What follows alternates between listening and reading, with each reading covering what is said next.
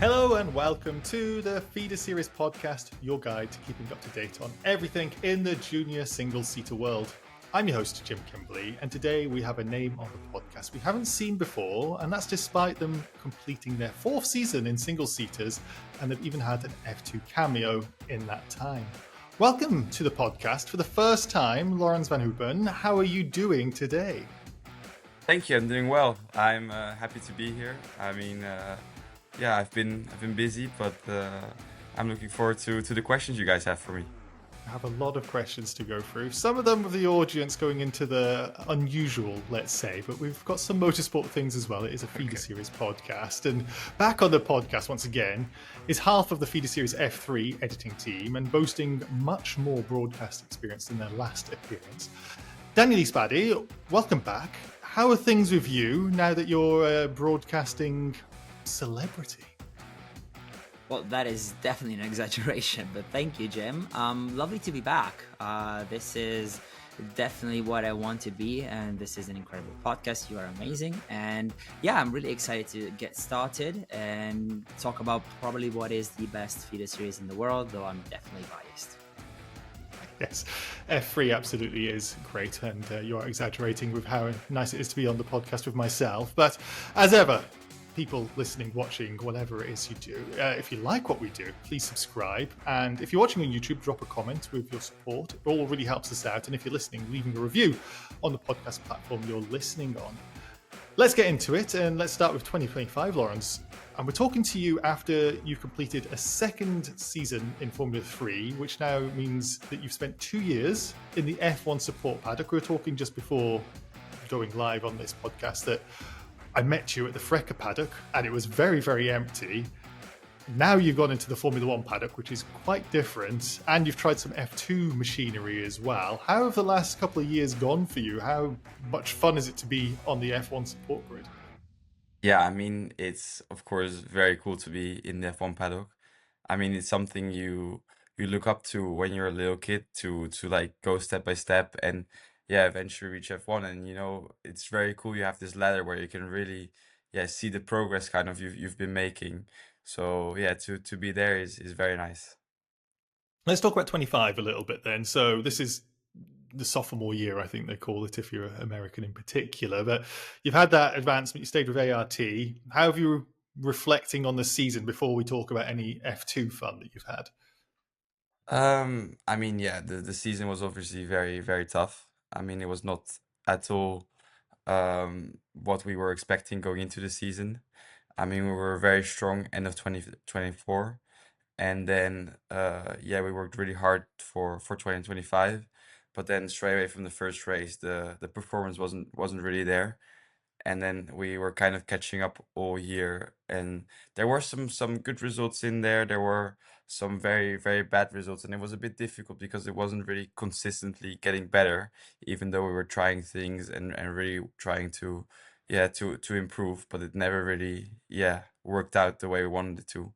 So yeah, overall it was just a very tough season. But I mean, it made me stronger mentally, I guess, and I still learned a lot from it. So that's the positives I can take away. Onwards and upwards, they say, and you're already enjoying some of the faster machinery in a very fast, long street circuit with that massive straight at Baku. I do want to talk about that as well. But let's go into the F3 seasons that you've had with Daniele, because you've been covering Laurens for 2 years, like we've said.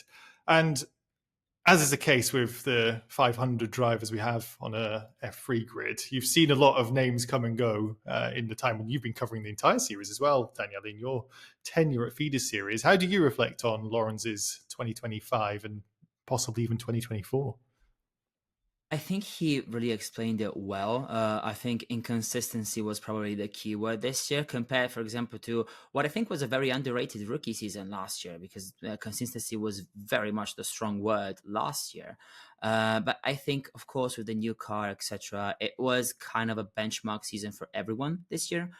We saw many rookies not struggle as much as others have in the past, as well as returning drivers maybe struggling to adapt to the new car or changing teams or every other factor that Formula 3 usually gives us in such an exciting season. But I really do want to say that Formula 3 usually it is something that is quite difficult to judge from results alone. You have to look at performances weekend after weekend. I think Laurens knows this better than we do. Qualify makes a whole lot of difference, and even a less than a tenth can change an outcome from winning a sprint race in Monaco to finishing in 25th. So I think it's very hard to judge seasons. I think he did a good step up quality wise in the driving, even though maybe the points tally itself didn't really show it off. But he was just 7 points off the highest scoring ART driver, which was a very much step in the right direction compared to 24. And though he was still chasing that elusive win, I have to say that, winning is not really everything. We saw it last year with Leo Fornaroli winning the title without even winning a single race. And Laurens, on the other hand, featured on the podium quite often, both in 24 and 25. So I think it was a season of build-up. And yeah, playing catch-up, as you said before, isn't really ideal, which is, I think, what cost him eventually a spot in the top 10. But honestly, we saw some great weekends from Barcelona to Silverstone. So I think it was a really good season, and he can be pretty happy with that. Though, of course, speaking with him throughout the seasons, both last year and this year, I know that he wanted to gun for more than what he actually achieved. But I think that is what makes him hungrier than ever from next year, probably. It what makes him a racing driver, because wanting more than you have absolutely is a defining quality and trait of being a racing driver. Let me just ask a question which I didn't have written down, Laurens, but you touched on this new car for F3, and we saw with Prema in particular in F2 last year that, as we've seen with F1 now, a quality lineup, but they seem to be so lost with having this new car. How difficult is it for the team, and not trying to throw ART under the bus or anything like that, but as a team to try and understand what this new car behaves like, how to get it set up, because it looks like it's a real zero starting ground for everyone. Yeah, I mean, it's just super difficult because during the season you get very little time to do any testing. I mean, you have 3 days in Barcelona, then you have Melbourne straight away, and then you got another 3 days in Bahrain, and that's the testing done. And then in the race weekend, you only have 45 minutes in FP, which you can try a little bit, but then the track conditions are different, and it's maybe not enough for what you actually want to test. So, and also a bit risky, which I always like to sometimes take, at least, especially if you have little to lose. But I mean, in the end, you have just very little time to try things out, which makes it very difficult for a team to actually improve the car. Talking about the car then, and a good segue, I think, to your step up, as it was, going from karts and then to Formula regional machinery, and now you've got another car with this F3 car. What do you think of when you go back to your time in Freca with handling single-seaters that way, compared to going to karts, and that missing F4 step, so to speak? Like, especially one on the track, but then especially in the paddock as well, where you've got drivers who have maybe had a bit more time to learn car feedback and setup. How do you think that affected your time in the Freca paddock? Yeah, I mean, for sure, skipping F4 made it a bit more difficult, especially like qualifying wise, I would say in Freca, because there was a lot of times that I was very, very quick in like 9 out of 10 corners. But then the 10th corner, I made a mistake and be like lose like 3 tenths, and instead of being on pole, I would be P10 or P11 or P12, whatever. And I think that's what I kind of missed with like doing F4, all the testing, let's say, where you just go do F4 testing and put like, I don't know, like 6, 7 new sets of tires per day, and just really get that qualifying, practice in, which I missed.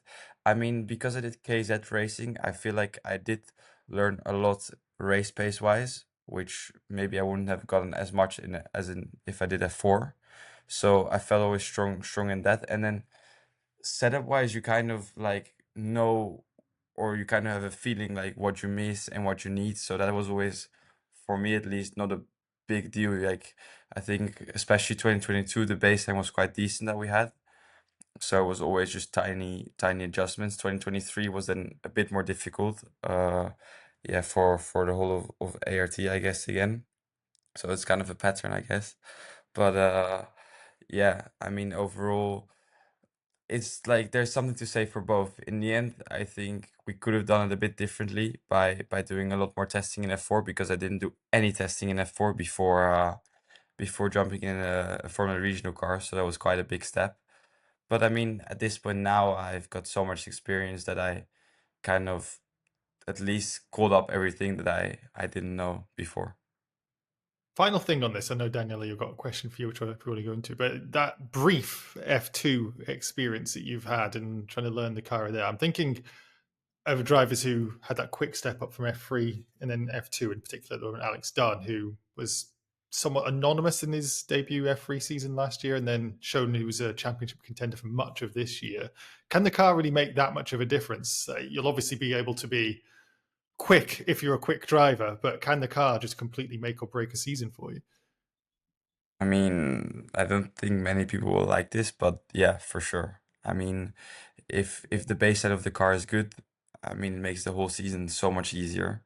So it really shows. Like, for example, last year we had I'm sure I had won a very good car last year, and that's why I was able to qualify inside the top 12. Like, I think one of the most of anyone.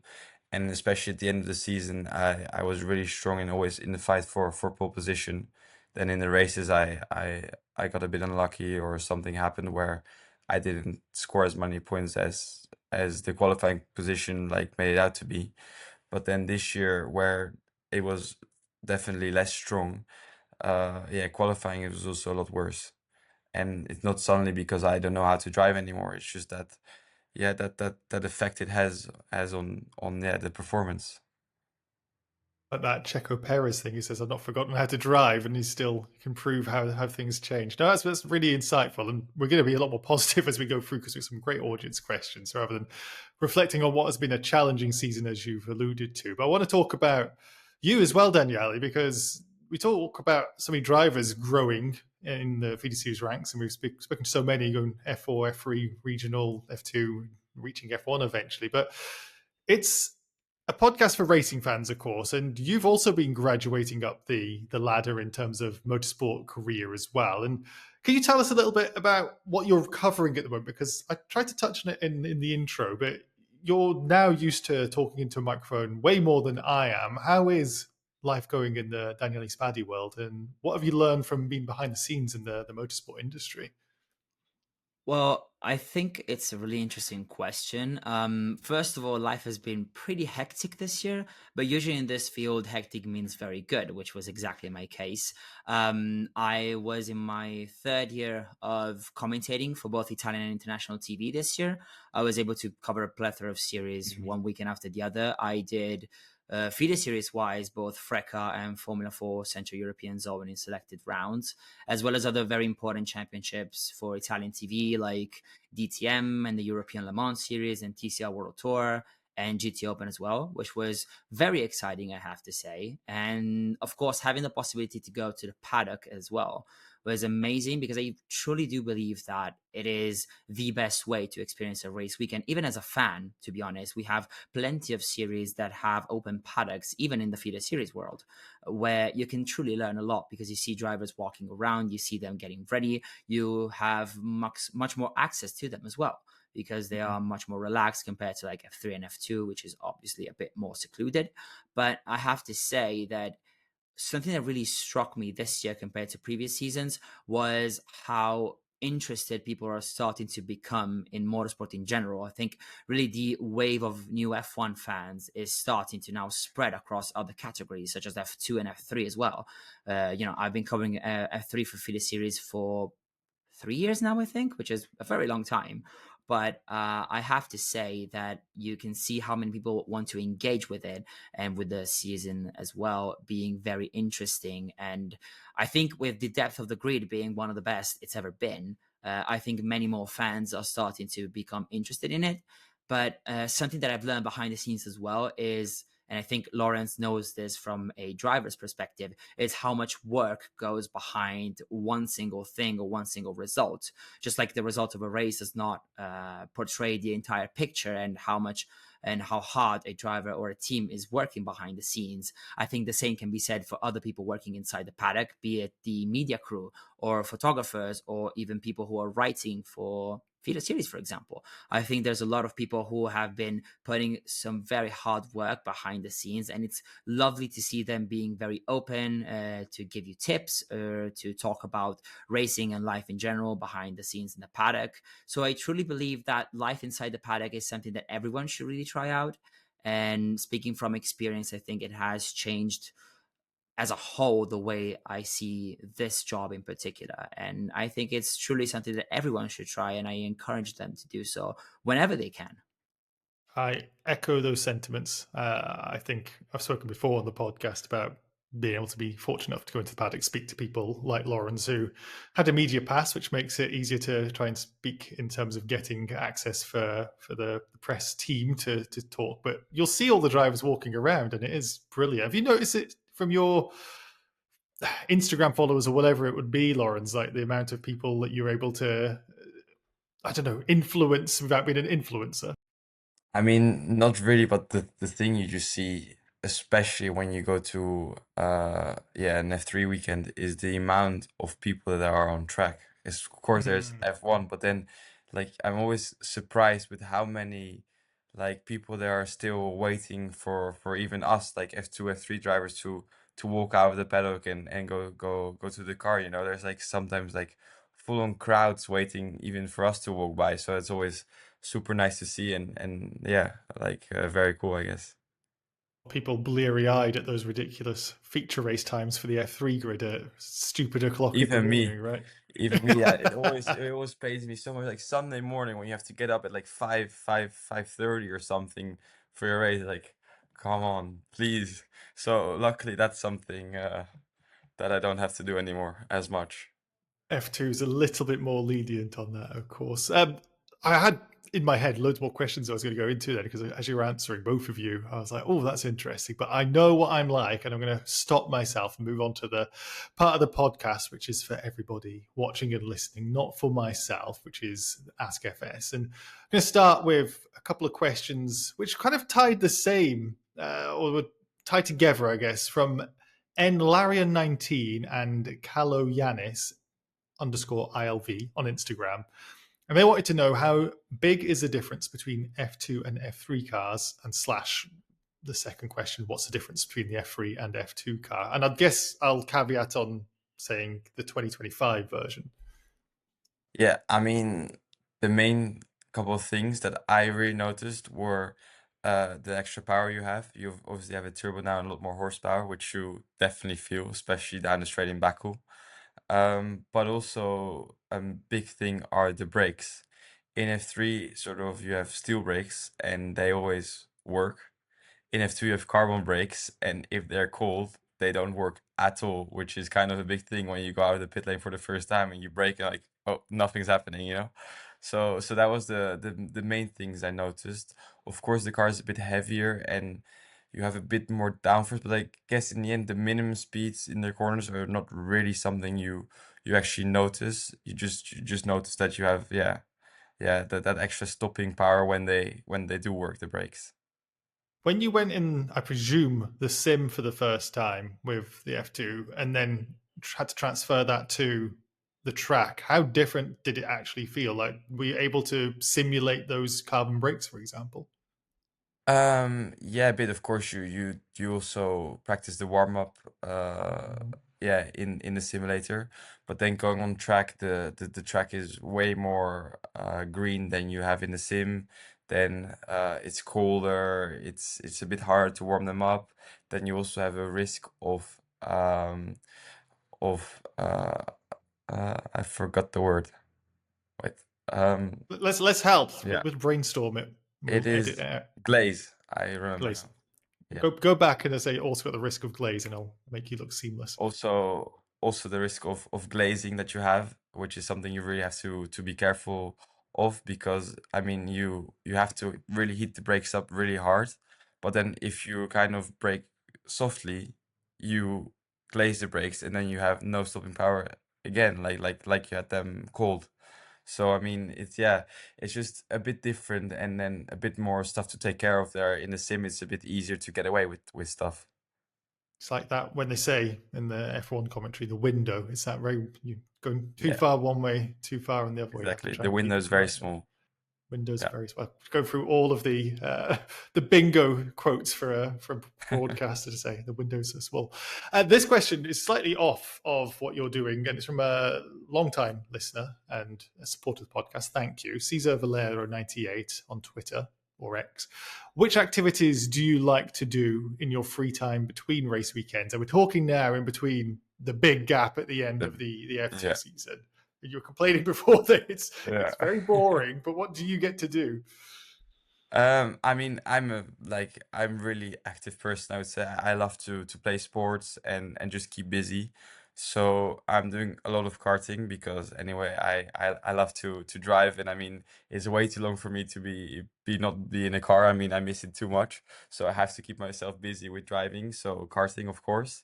And then I love to play tennis and golf and paddle. So I've been doing that a lot. I mean, yesterday I had my best golf round in a long time, and I played plus 11 over 18 holes. So I was happy with that. Who are you For golfing Ireland. with? Is this I was mentioned before? Another driver? No, I wasn't golfing with him. I was Okay, golfing with okay. with two friends here, but yeah, no, I was happy with that. Um, and then apart from that, of course, I'm like still training in the gym and staying fit and ready for the next race. Also, I mean, I go to the team a bit to prepare. Also in the simulator. So yeah, I just do a lot of stuff to keep busy. And apart from that, I'm looking now to do a a course. Like I want to do two courses. One course to learn a couple languages better, because I speak French and my Italian is okay as well, but I want to speak them better, just in general, because I think it's good to keep on learning and developing yourself. So now I've got a bit of time for that as well. So yeah, I'm keeping busy with that. I'm just going to write down rumors linking Laurens van Hoepen with Ferrari after Italian Desire comes out. What about my Daniele can. French? What about my French desire? No, well, you've already got the French. You see, you want to move on to something different. So ART in the past and the Ferrari contract's coming. I've sensed it. But Daniele can help with the Italian things, but can also help with the next two questions if you'd be so kind. Of course. First of all, a couple of questions on the same topic from both Daybreak_Grace and Wavy Mohol, who are asking, how did Nick de Vries support you and how big of an influence was he? How is it being close to such a person, and what was his support along the way, and what tips does he give you usually? I mean, it's quite a funny story how I met Nick. I mean, we met at the airport in the Netherlands when I was going to my like first race in OKJ, in Adria in the WSK, and Nick was going to Prema to prepare for his season in F2, and I was like on the airport with like this Tony Kart jacket because I was driving for Tony Kart back then. And Nick actually approached you like, yeah, where are you going? And then we explained, and like we got to talking, and then he kind of like kept following me for the season, and I did pretty well. So then at the end of the year, it was like, yeah, let's have a dinner together, and kind of from there it all started, and now we are super close. I mean, we live very close to each other here, and yeah, we keep in touch almost every day. And yeah, for sure, he's a big part of helping me in my career. I mean, most of the decisions we make are made together, or at least they are discussed before we actually make them. And yeah, for sure, it's a big help because he got so much experience as well, and he went through the feeder series ladder as well. So I mean, it definitely helps. Well, for sure, I think that is a very important figure to have by one side, especially as a driver going up the ranks. Next one, speaking of drivers, actually, Alex Key Journalist Vlogs on Instagram asks, was it like working with both James and Tuka this year in F3, and what have you learned from them? I mean, it was good to work with them. I mean, they're both professional and really working hard to also do a good job, which was nice. So we kind of all had the same spirit in the team, and we all want to improve and do better. And I mean, you learn definitely a lot from each other because the level was, I think, quite high in the team. I think we had a strong lineup this year. So yeah, I mean, just different kind of things. It's hard to literally point the finger on one thing, but I mean, we all were pretty strong in certain areas, and we kind of like mixed that a bit, which was good to see. Can I ask, when it comes to, as you said before, like a challenging year, and it'll be challenging for everybody, does it change compared to when there's like a chance of getting a championship? Do you like be a bit more collaborative? I think like from Formula One sense, like I see Carlos Sainz and Alex Albon at the moment, and Carlos saying he's not used to having somebody helping him rather than fighting him. Mhm. No, for sure. I mean, we're all in the same boat basically. So we're really trying to work together to improve everything. Whereas if you are in the position to win the championship and you're fighting with your teammate, the atmosphere in the team would be very, very different. I mean, you'd almost be not speaking to each other. Whereas now you're really speaking a lot with each other to help and understand what to improve. Just have that little bitterness when they qualify in P12 and you get P13, and it's just like, you Yeah, little.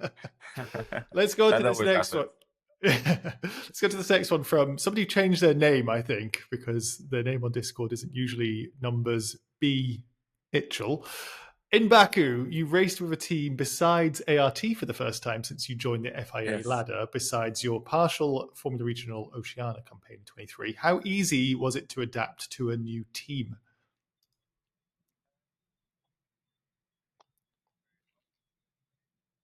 Very open and really tried to help me with any questions that I had and really tried to prepare me very well for Baku.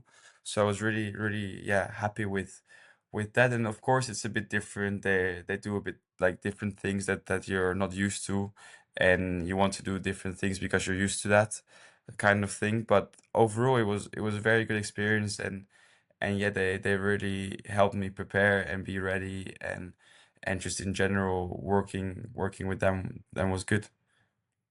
When it comes to that sort of thing, do you feel like the new kid at school? Like, is it that level of like, I don't know where things are, who do I speak to? A bit, Like, yeah. It is a bit like that, but then trying to do a very good job in making me, feel very much, very much kind of at home, or like really welcoming at least. So that was very nice. I mean, they really were like taking their time for everything, and really, just super helpful. can I ask as well, another question on my side following up? How early in the season were you flirting with that idea of an F2 seat? Like, when do you start having those conversations? If you can like speak to that, and like, are you planning it before the season even starts? And when do you start reaching out? Yeah, I mean, the plan was always to do the last couple of rounds in F2, just because it's such a good preparation for the year after. Then, of course, the season didn't really go as expected, so made it a bit more difficult, let's say, and it looked like the chances were a bit slimmer. But then, yeah, Trident contacted us. I know when exactly, but they contacted us if we are interested in doing the race, and of course we, jumped at the chance, because I mean we always wanted to do this, and then like the opportunity presented itself. So yeah, it was super nice. Absolutely. I'd love to think, okay, everyone else in F3, you're going to have a quiet time, and I'm going to go off and play in F2 cars after Monza. That's very exciting. Again, on a double header question from Miyata via Discord and Niam H via Discord. From karting, we talked about this a little bit, but from karting to Formula Regional is quite a jump. But why straight to Formula Regional, not F4 at that time? And then also, with the benefit of hindsight, do you wish that you'd done Formula 4? I mean, why was because in the end, F4 is not very powerful car. It doesn't have a lot of downforce. In like we were making the decision, do you really uh benefit from it as much as doing something else? and we kind of thought that doing KZ was a really good step, which I still agree that it is very much a very good learning school, because you learn so much with like tire saving, racecraft, even qualifying in like the beginning, which is super nice. And you drive against super experienced guys, like in OK and OKJ, you drive against people your own age. But then you go to KZ and you're kind of driving against all these, like, let's say, old foxes, that know all the tricks and everything. So you really like learn so much from it, which was good. But then in hindsight, I do wish we would have done some more F4 testing, because this is something I didn't do at all, which I think would have benefited me by doing it. Daniele, you got the next couple again. Yes, first one, we go back to Formula 3 with Cheese of Black on Discord, who asks, which Formula 3 podium was your favorite? Probably Bahrain 2024, like first round of the year, straight away in the podium was very nice. I was gutted like that I couldn't get past straight away and kind of lost the win on that. But still, yeah, it was a very good memory, because yeah, you go into the season, a bit nervous what's gonna happen, and then yeah, straight away in the podium definitely helps with that. I quickly interrupt and say, you've got like Monaco podiums, and you're just like, yeah, whatever. I got Monaco podium every time I've raced in Monaco. Which is Did you get to go to the dinner thing that they host? No, I Because you didn't, got the because I didn't podium. win. I didn't win next year. It's only the winner that gets it. Yeah, only the winner that gets in. Yeah. I suppose you live there anyway, so it's no big deal. You're going to be eating in It's Monaco. no, well, that would be very cool. No, definitely. So I guess I have to win next year. You know what Yeah. to do. Daniele, sorry to interrupt. I just was like, Bahrain rather than Monaco all the time. Like, that's hilarious. No, but Monaco yeah. is also super cool. I mean, Monaco, of course, is insane. But like as a general like race kind of feeling, Bahrain was cool, because it was just the first one. And also, I was about to say, it's your very first Formula 3 race. You fight for the win. You get Yeah. the fastest lap as well, right Yeah. until the end. So I was thinking that you'd say that. But speaking of more like light-hearted things, but also racing related, Atlan on Discord asks, are there any superstitions, such as getting in the car from only one side, or certain music that you listen to that you find yourself falling into during a race weekend? I mean, I'm not that superstitious. I mean, I do have kind of not like kind of rituals that I do, like of course my warm up before the session, and then out of kind of, let's say, easiness, I always put on my right glove first and I jump in on the left side. But I think it's just because I'm used to that, it's not really like if I don't do that, I'm gonna do shit. It's like it's like kind of, yeah, something that I just do. On an inverse superstition, have you ever done something where you're like, okay, I'm not going to do that again? Because I know all these people got like lucky socks and things like that, but it's just like, oh, I listened to that song and I had the worst weekend, so I'm never going to listen to it ever again or anything like this. Mm, I don't think so. No, Just I not don't no really think so. superstition at all. No, but then I'm also not during race weekends. At least it's not like I listen to a lot of music before the races, so it's not really that it's easy to point the finger at something when it doesn't go well. So it's not like Taylor Swift is the problem with my Well, results. no, Not- exactly. No. Yeah. Oh, speaking of Taylor Swift, Bano0219 by Instagram. If you had the chance to meet a famous person, dead or alive, who would it be? We're going very off Formula One now, unless you come up with an Art affair or It has something. to But be someone off Formula One. no, it doesn't. It could be. Oh. It doesn't specify. So maybe you can do both, somebody in motorsport and somebody out of it. In fact, I'll force you to do it so we get an interesting answer. Cool. So in motorsport, for sure it would be Senna. I mean, like to speak with him and to kind of listen to what he has to say and his experiences, and just the way he was as a person is so cool. So yeah, for sure Senna. And then outside of motorsport, it's a bit more tricky, or more difficult. I don't know. It's not a I musician. We've established you hate music already. I don't hate music at all. None, not whatsoever. But I think like I'm thinking in, like the movie star like space, but then also like I don't really care that much. Um, Tricky one, right? yeah, it's very tricky. Oh, I have a good one. I know. He's already Uh, lost to change his mind. yeah, Who was it? I was like, when I thought it was like, oh shit, that's so good, but then I realized like, no, we kind of know. Nick I think DeFries, it, that's what it was going to be. no, I think it'd be cool to meet Alexander the Great or some historical figure, That's a good cool. historical figure, because not Very good one. yeah That's a really yeah. good So answer, either that. yeah, I think Alexander the Great would be cool because yeah, it's already in the name. He was the great. So yeah, just to hear his experiences. On a similar uh, chain of thought about greatness and whatnot, but Trimmer Shave, brackets Gateman Enjoyer on Discord. Which driver from feeder series would you take with you in a zombie apocalypse? Ooh, but That is a good question. who is big and strong and can fight? That's the question then. Um, Somebody who's also very smart potentially to work on a cure or get away with them or something, get away from them, or think about Wasn't the things like first this. thought. uh, I mean, I don't think don't think we could get away with that. We can puny to feed them to the zombies is another way of going down this zombie I mean, apocalypse. maybe Richard for sure, because he's big, so he can just like stand in front of me, and then I can run away. Maybe that maybe not the good way to do it. Sacrificing for sure, so Tell you can Richard live. that he would love it. Hey, that's very smart, to be honest. I think Richard would push me, and he would run away. Daniele, save us from the zombie apocalypse of your 3 questions. It looks like you've got. Yes, first one from at Lenny_.crt on Instagram, which is a bit of a deep question, actually. Who is your biggest inspiration in life?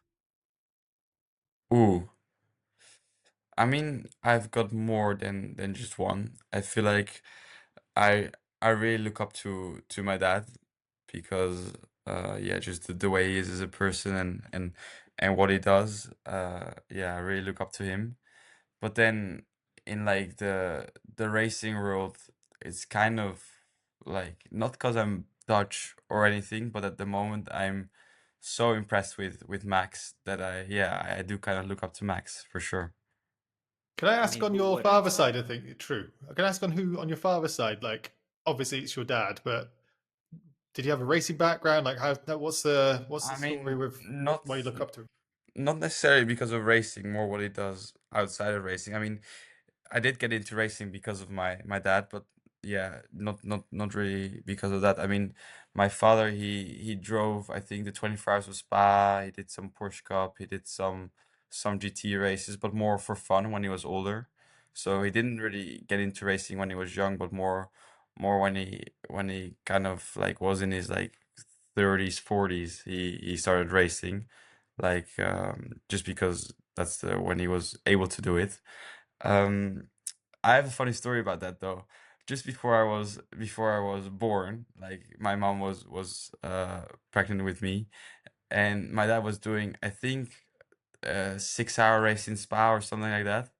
And on the rear wing of his car, it's like this very big rear wing. It had my name, so it had Laurens on it. And like so many people went up to my dad that weekend, like, "Oh, what's Laurens on the back of your rear wing?" And that. And then like maybe like a month after that, I was born. So that was very, very cool. You were racing before you were even born. Exactly. Yeah. That's so badass. Yeah. Daniel, sorry, I keep interrupting. I'm going to stop there. No, but that was actually very nice to know. And I was thinking the same, like racing before you were born, like this was your destiny at one point. But you did mention endurance racing, which ties in very nicely to the next question from Thea on Discord, which asks, which race of the Triple Crown would be your favorite? The Indy 500, the Monaco Grand Prix, or the 24 Hours of Le Mans? No, well, for sure it's Monaco. Like definitely Monaco first.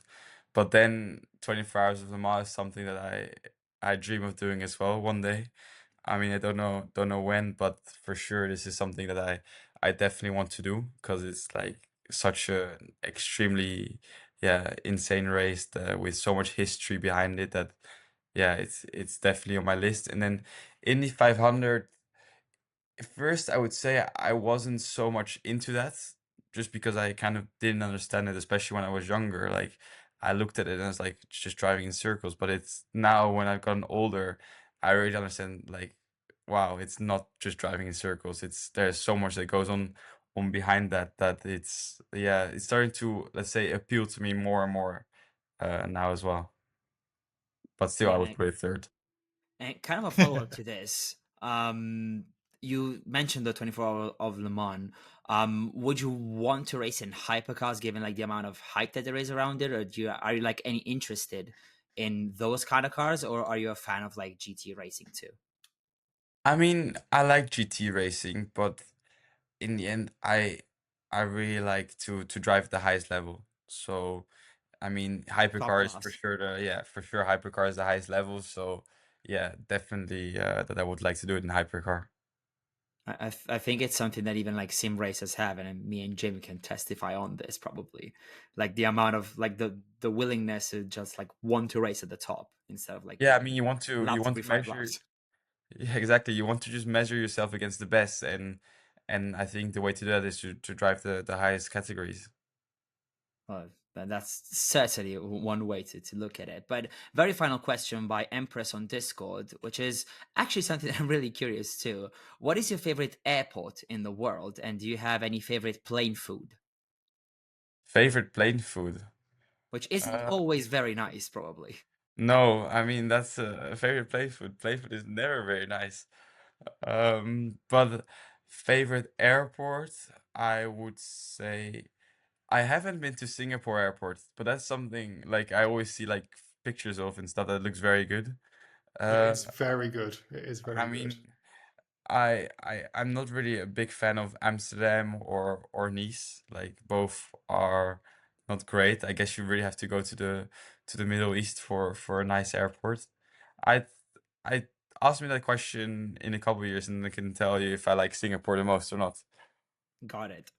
Singapore has got if people listening or watching don't know, has got the indoor waterfall in it. And like the terminal itself, or the terminals are around essentially a shopping center, which people can just go to generally. So it's considered one of the best in the world.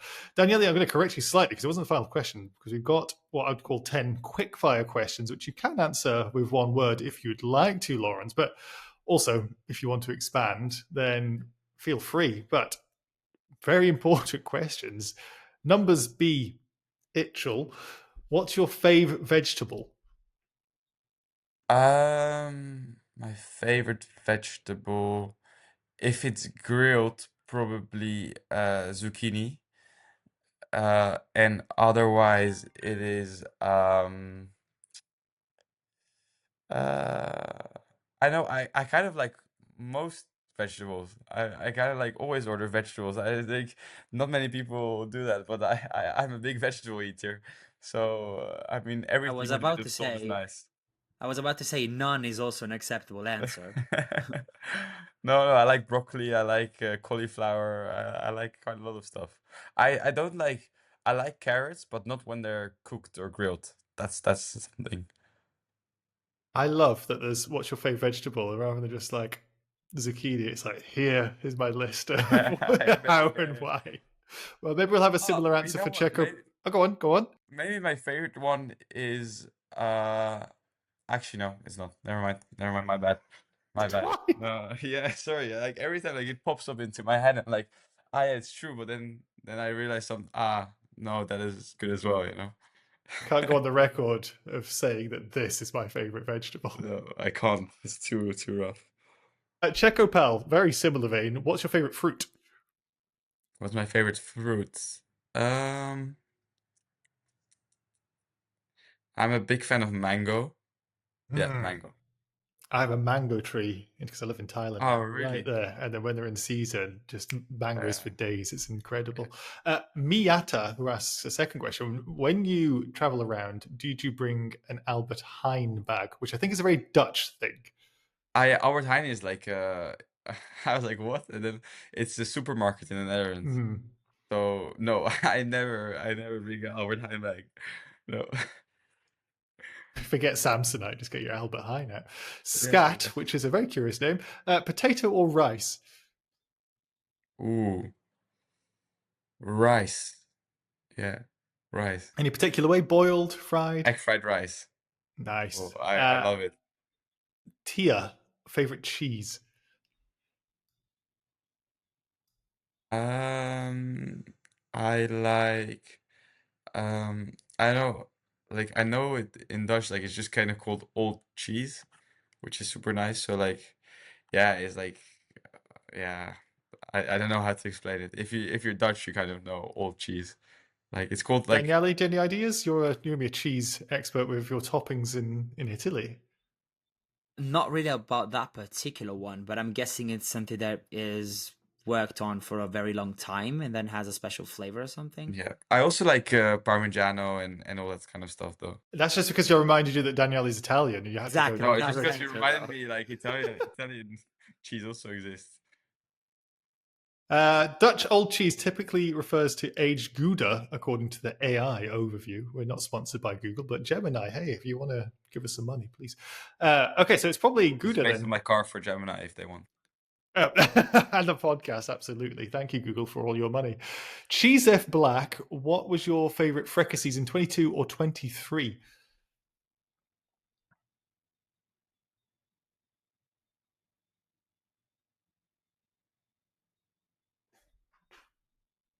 I think 22 because it was my first actual season in car racing and everything was new and like you were learning a lot.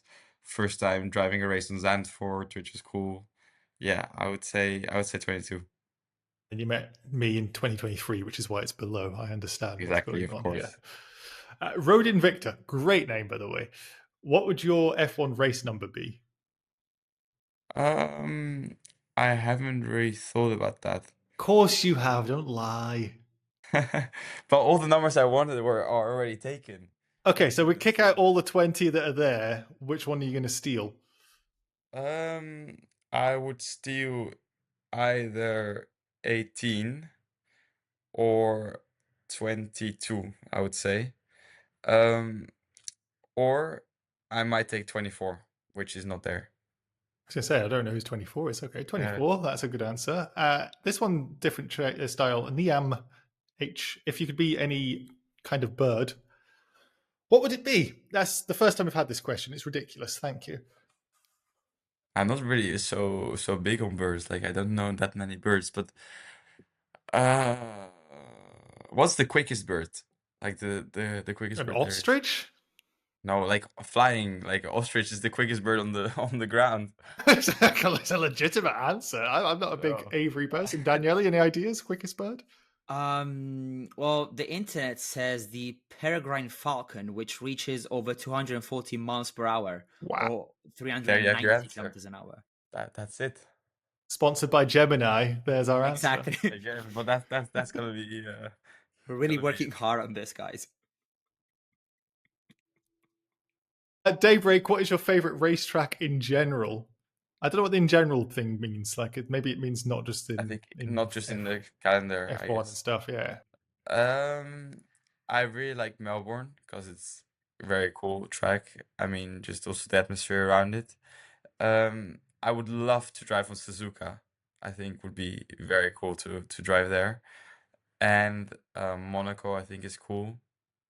There's like so many tracks I still like. Also like Nürburgring is somewhere I really would like to drive in the future. But I'll go with Melbourne for now.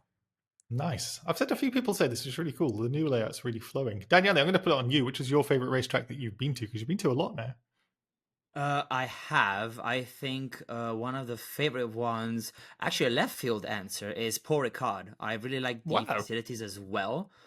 It is kind of in the middle of nowhere, but that's really nice. And plus, I will say the latest that I have been to of my new ones, which I was extremely fortunate to be in, was Fuji for WEC, and Oh, that yeah. is an extremely cool racetrack and very like the scenery itself is absolutely amazing. We're going to pause the podcast for 1 second because we've got one more question to go. But Daniele, you're going to have to tell us now. This is still going to be in the podcast. When I hear about Japan, and I mean, Laurens perked up then. Fuji, cool. Like, everyone loves hearing a story to Japan. Tell us about Fuji Speedway, your time getting there and how it was. Absolutely fantastic. The only downside, I have to say, Mount Fuji had no snow on it, which was pretty disappointing. Very much disappointing. And it was cloudy all the time, so you couldn't see it from the racetrack itself. But no, the atmosphere is fantastic. Japanese fans are like, I mean, I'm Italian, so I always want to say that Italian fans are the absolute best. But if I have to say that, Japanese fans are probably a close second. They're just so passionate. And then, of course, I was there for WEC, so Toyota fans were even more incredible. But you just, like, the atmosphere itself, it feels like you're actually on the other side of the world than you actually are if you're from Europe, just like I am. But it's just great. I mean, the track itself, I've driven on the simulator, is fantastic. I've talked to some drivers who have been there for racing, and that is one of their favorites too, because it's just so flowy, and it is very much a very interesting track to drive on as well. But yeah, I have to say 10 out of 10 experience, to be honest. Wonderful. I was fortunate to go to Japan as well. And Laurens, I do think your Suzuka trip will be very memorable when you eventually get out there, which I'm sure you will. And finally, the question that everybody has been waiting for me to ask. Gork H, what is the color of your toothbrush? You want me to wait? You want me to get it? Yes! It's what I've always wanted for a driver to go and get their Finally. goddamn toothbrush. I'll go get it. Oh, whoa, that was by accident. Sorry, wait, I'll go get it. I don't know if I should cut this bit out or not, but I feel I'm so giddy with excitement of finally. Again, probably. Yeah. I was about Wait, to there, say, yeah, finally. sorry. So this is my toothbrush. So it's white. It's so boring. You see the spots? No, but this is the thing. You see the spots that it has. Like, why does it have those spots? It makes it so ugly. Why is it not just white? They're not like you've broken it or dropped it. They are just naturally But in it's just fucking white with spots. That's the issue. I was about to say, I was expecting a lot more from you, Laurens, on this. Yeah, no, well, that's what it just pisses me off. Like, why is it not just plain white? I mean, it just annoys me. I don't know. I'd say the common answer will be just get a new one, probably. Yeah, I think so. Well, Then I'm not too. It doesn't annoy me that much that I just have to get a new one. all I've wanted ever since the audience started asking this goddamn toothbrush question is somebody go, I'm going to show you it. And then you bring out a boring So white white one with black spots. Yeah. Never have dreams, people. That's the answer to this.